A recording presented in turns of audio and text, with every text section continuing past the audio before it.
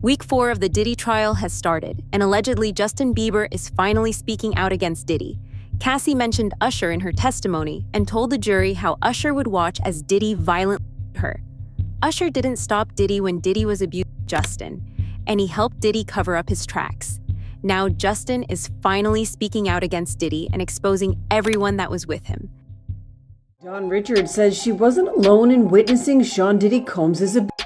During her second day of testimony in the music mogul's federal trial, the 41-year-old described an alleged 2010 incident of Combs punching then-girlfriend Cassie Ventura at a West Hollywood, California restaurant and said Usher was also a witness to the event. During her testimony May 19th per NBC News, which had a reporter in the courtroom, she said, quote, "Mr. Combs punched Cassie in the stomach.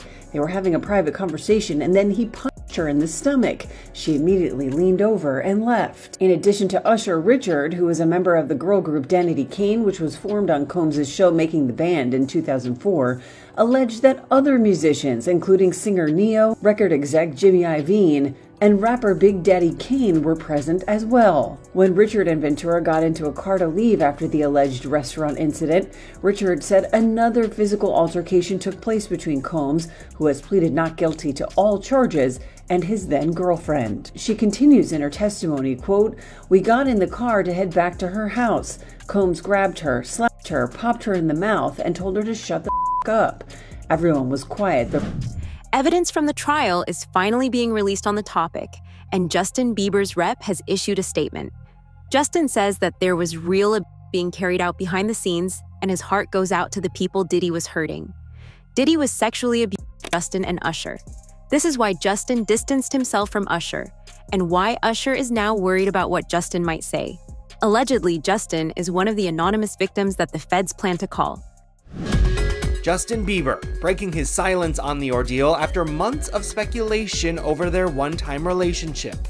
His rep telling ET, although Justin is not among Sean Combs' victims, there are individuals who were genuinely harmed by him.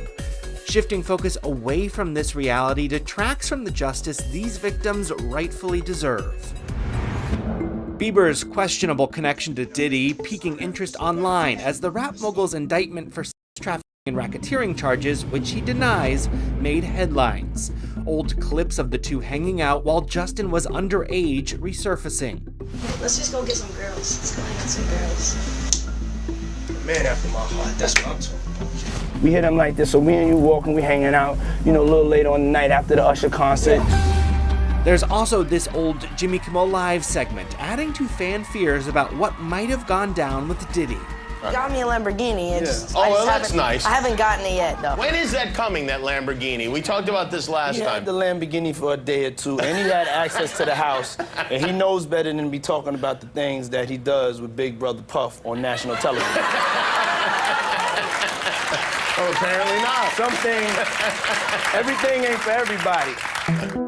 This all comes as Bieber's followers are worried for him, the singer's erratic social media posts causing concern week after week, the Beliebers asking if what he's seen behind the scenes of the industry. I'm begging it, Rob.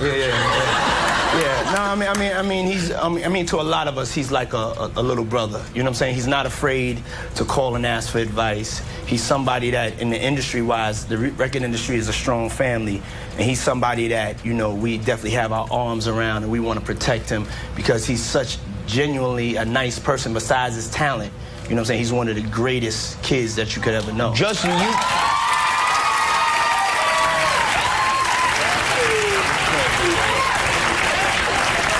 Diddy bought his son a Bentley. Maybe, he could buy you one also while you're out. Got me a Lamborghini. That's nice. I haven't gotten it yet, though. Yeah, I know. When is that coming, that Lamborghini? We talked about this last time. He had the Lamborghini for a day or two, and he had access to the house, and he knows better than to be talking about the things that he does with Big Brother Puff on national television.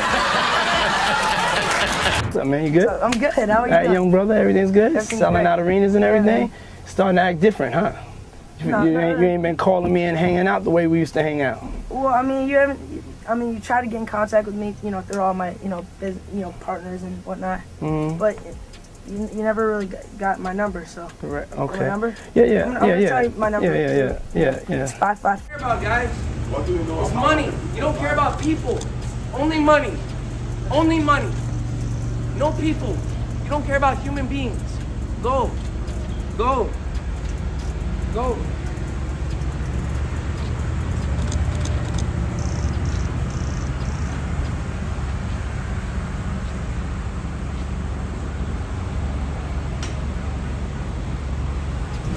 Shockingly, it's not just Usher who is being named in connection to Diddy. Some of the biggest names in Hollywood, including Kanye West, T.D. Jakes, and even Ashton Kutcher, have been named in this trial. The real conspiracy goes a lot deeper than what any of us can imagine. Every person who has tried to expose Diddy in the last 10 years has somehow died of pneumonia. As we peel back the layers of this trial, more and more skeletons are being pulled out of Diddy's closet. Here's why Michael B. Jordan, Kanye West, and more celebrities were name-dropped at Sean Diddy Combs' trial. As jury selection in the mogul's sex trafficking trial got underway May 5th in New York, NBC News reports prospective jurors were shown a list of more than 100 names of people and places that may be referenced during the trial, including actors Michael B. Jordan, Mike Myers, and rapper Kanye West. While the aforementioned celebrities are not implicated in the case, the potential jurors were asked whether they knew any of the names listed and whether it would impact their ability to be impartial, per the outlet. Attorneys did not share an explanation for the list. The names of women who have taken legal action against Combs were also on the list, including his ex-girlfriend Cassie Ventura, whose November 2023 sexual abuse lawsuit against the rapper was settled one day after it was filed. Danny DeCane alum Don Richard, who accused Combs of sexual assault in a lawsuit filed in September, was also listed. Combs has denied any wrongdoing in both cases. In the days coming up to the trial, Diddy had started to threaten everyone that he feared could come up against him, and allegedly one of these people was Justin. Justin's mental health was destroyed because of Diddy's threats and the fact that he could be called to testify. Footage of Justin crying in Hailey's lap and reports that he was struggling with drug use were leaked. I don't think he's coming back out anytime soon. I'm scared that security will pull out. I'll fucking run it. I do feel bad sorry for him. We're all trying to bombard.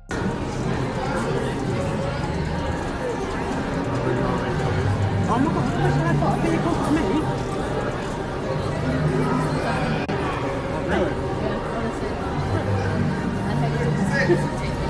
Justin Bieber's rep is breaking their silence on recent rumors regarding drug use. A rep for the singer, who shares 6-month-old son Jack Blues Bieber with wife Hailey Bieber, is firing back at recent claims that Justin has been using hard drugs. His rep tells TMZ on February 23rd that it's, quote, absolutely not true. His team adds that it's been a very transformative year for Justin as he, quote, ended several close friendships and business relationships that no longer served him. As Justin's 31st birthday approaches on March 1st, he's focused on his family and his music, not speculation about his health, which his rep calls, quote, exhausting and pitiful, and shows that despite the obvious truth, people are committed to keeping negative, salacious, harmful narratives alive. Justin has been struggling with drug use for years now. Allegedly, all of this started after Justin was abused by Diddy. According to Terrence Howard, people like Justin Bieber and Usher are suffering mentally and take drugs to drown the memories of their abuse. Justin has talked about his past. During an interview with Apple TV, Justin talked about how he wanted to protect minors Billie Eilish, and how he had noticed that Billie might be in danger. This is what Usher should have done instead of continuing the cycle of abuse that Diddy started. I get it. So you see some guys struggling with that. You see Bieber struggling with that. You see some of these guys struggling with that. They can't get it out of their head. They can't get it out of their head. The things that they did, no matter how they did it, whether they were drunk or high or whatever, you gave up your man card. You need therapy.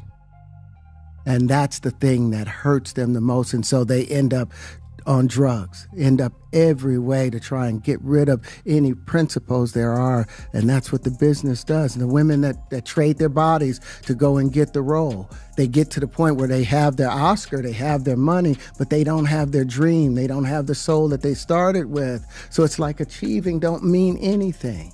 If I get all the Nobel Prizes from doing all of this, but in the process I have to trade out all of my integrity to do it so that they can stay in place, what benefit is that if I lose my integrity? You got to go in as a principal. And what we were brought in here as men.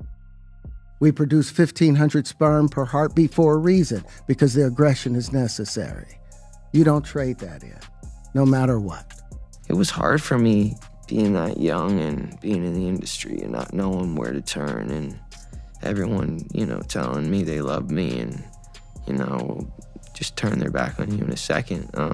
So yeah, it's hard because I want her to know that, she can count on me, but at the end of the day, I'm never gonna force myself to be in a relationship with her. It has to be natural, right? So I just kind of, let her do her thing, and if she ever needs me, I'm gonna be here for her. But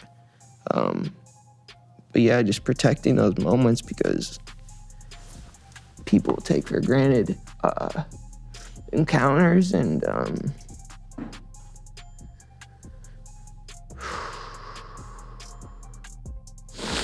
yeah. So yeah, I just want to protect her,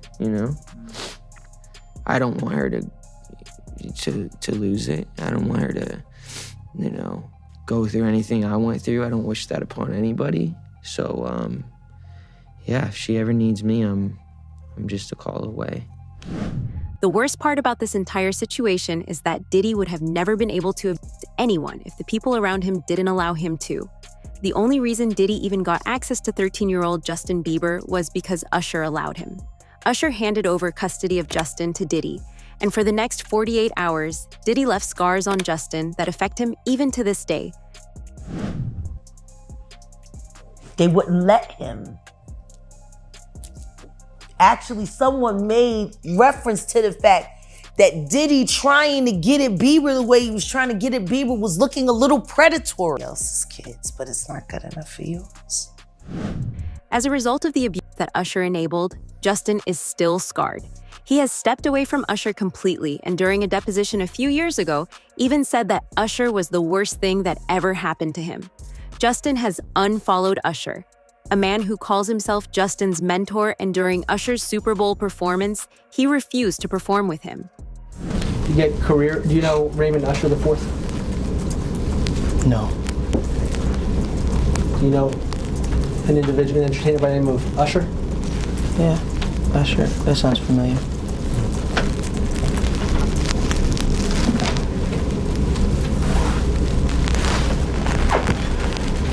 Isn't it true that Usher was instrumental in starting your career? What does that have to do with this litigation, Mr. DeKalb? This is just you trying to harass the client. Before we came back here, you had asked me. She's going to let her read back the question. Thank you for your memory.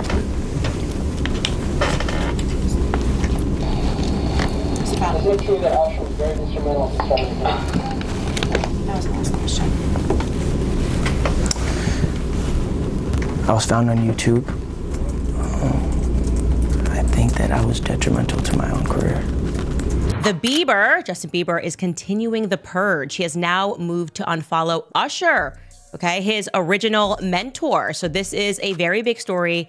And the reason why we should discuss this and we should not diminish what is happening, it's not celebrity drama. This is actually the fall of Babylon that we are witnessing, Hollywood Babylon, that is. Of course, many people, I believe, are accurately assuming that this has something to do, one element has to do with the Diddy lawsuit. A lot of revelations were made in the Diddy lawsuit. So I'm going to start this by saying allegedly. Okay, obviously, he has not yet been convicted of everything, but I knew that he was going to get arrested because after reading through this lawsuit, there were just so many pictures, way too many descriptions. He had hours of video footage proving his claims. I'm referring to the person who initially filed this, Rodney Lil Rod, a producer who went into great detail, laborious effort to basically describe almost a homosexual ring in which people were being drugged at various Diddy parties.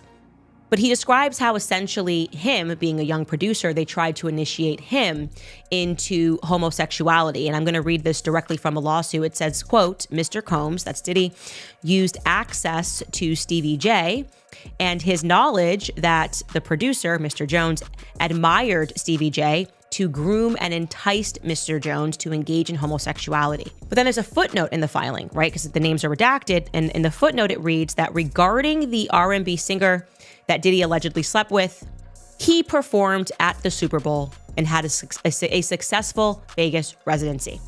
So this let people know that very clearly the name that was redacted had to have been Usher, because it was Usher who recently performed at the Super Bowl, and it was Usher at the time of this filing who had just had a very successful Vegas residency. Usher never cared about Justin. Just look at how Usher laughed at him when his private pictures got leaked as a minor. And then you have him come to audition for you, right? Actually, with a few people. My wife at the time. Right. It also was Perry Reed, L.A. Reid's first wife. So you were all sitting in a room somewhere? We were in a room. Yeah. And I showed her the video. And Perry says, "Are you crazy? You better get down there and meet this kid right now. He's amazing." When all these dick pics come out and all this stuff with Bieber's big penis, are you the mastermind behind that? Say, listen, show off your big penis and people will come to those concerts?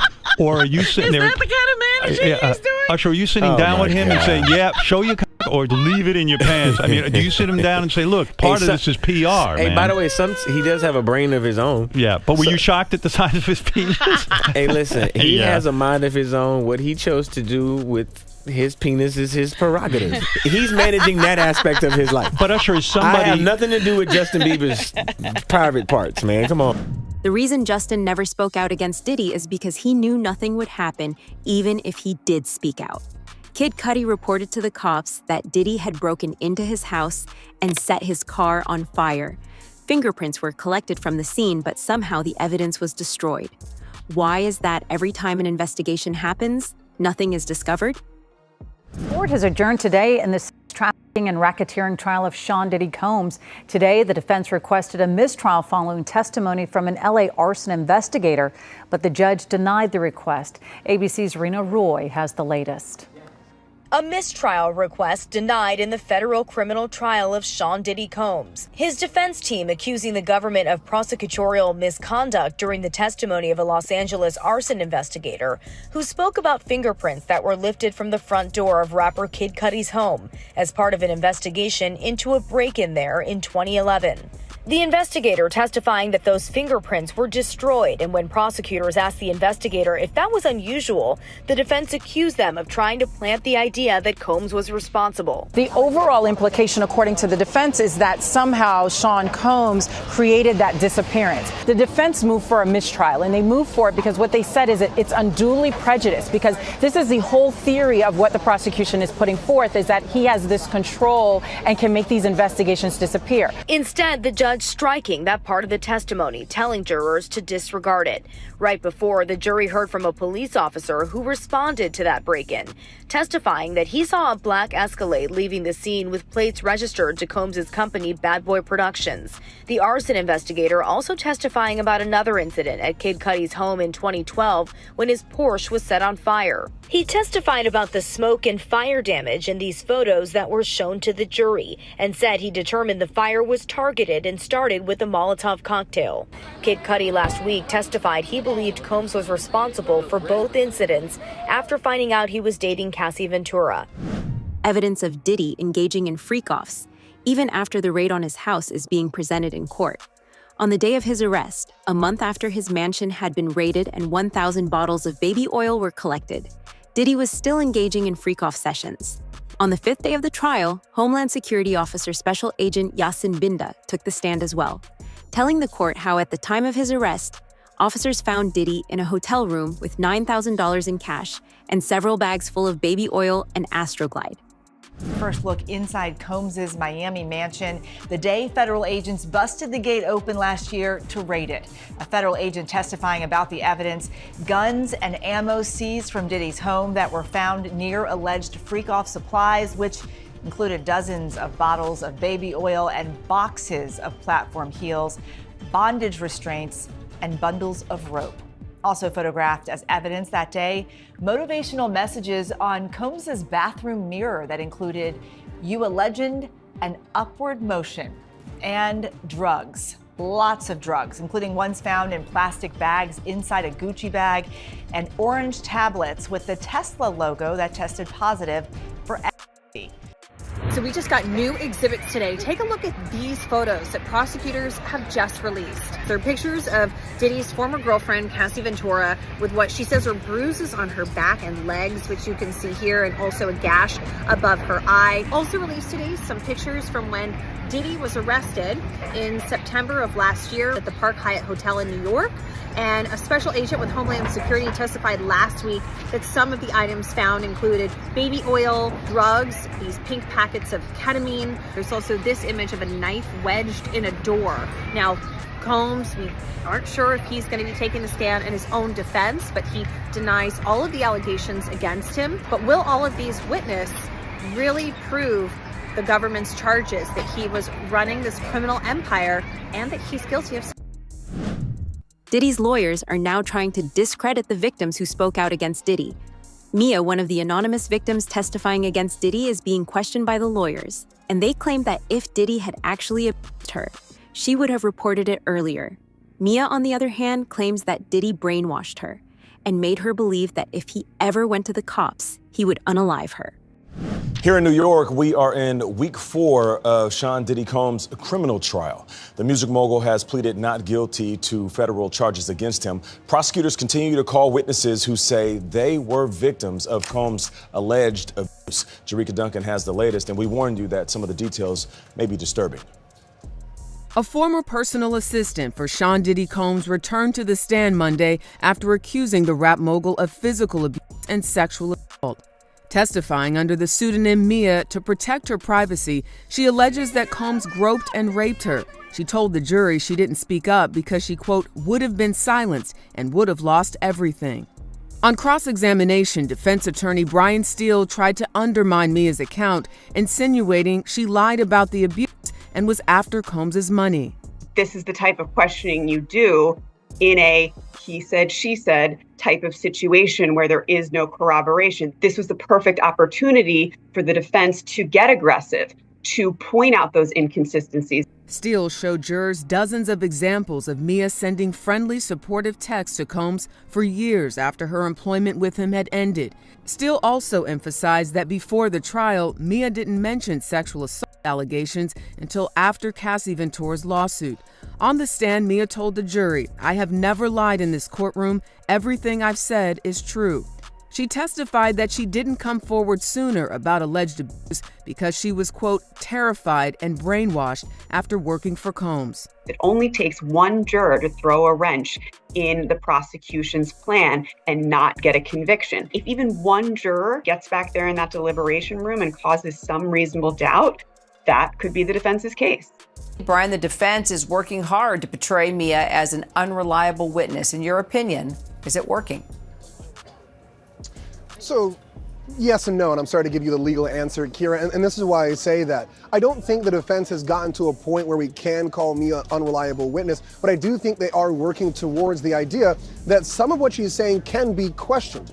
Specifically, they're looking at these allegations and putting them next to these messages, that even some days after the alleged sexual assault and rape of Mia by Sean Combs, all the way up until 3.5 years, she's still sending these loving messages. And it's her explanations that I think are raising a few eyebrows as to why she kept doing that I think people are starting to say that doesn't quite make sense. But I still do believe, based on what she's saying and how she's reacting, that she is a victim of trauma. So that question mark often favors the defense, but I don't think it's fair, to say that Mia is an unreliable witness. So Mia testified that she was brainwashed by Combs. Is that testimony helpful to explain the reason she may have sent those loving messages? If it's helpful to anyone, I think it's probably more helpful for the defense. And I'm just going to quickly read my notes right here because it was somewhat jumbled and confusing. And that's why I think confusion for a victim is helpful to the defense. She said the reason why she was brainwashed, or the meaning of brainwashed to her, was that she was in an environment where the highs were really high and the lows were really low. She couldn't trust her instincts, that she was punished for the work that she'd done, and she worked to get into a good place. And she was trying to just trained to react to make sure you keep Sean Combs happy, and if you don't, you get punished and argued. And she was consistently seeking his approval, and that he was the only authority figure that she really knew. Other victims of Diddy have also testified in the trial, saying that Diddy threatened them and told them he would leak their freak-off tapes if they went to the cops. Stylist Deontay Nash, fire investigator Lance Jimenez, and LAPD officer Chris Ignacio were called to testify today, and they all gave solid testimonies proving that Diddy is violent. With us, day 11 of testimony in the Sean Diddy Combs sex trafficking and racketeering trial. A former stylist for Sean Diddy Combs taking the stand, testifying about the tumultuous relationship between Cassie Ventura and the music mogul, saying he heard Combs call Ventura insulting names and threatened to beat her. The stylist also testified he heard Combs tell Cassie that he wouldn't put her music out, that he would get her parents fired from their jobs, that he would put out sex tapes.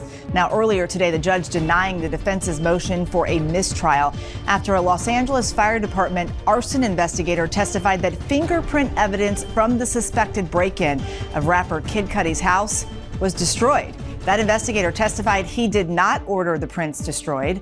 The fire department concluding that the 2012 fire set inside Kid Cudi's car was caused by a makeshift firebomb known as a Molotov cocktail.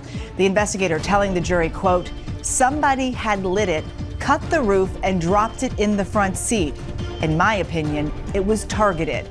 And weeks after testifying as the prosecution's star witness, we learned today that Cassie Ventura has given birth to her third child.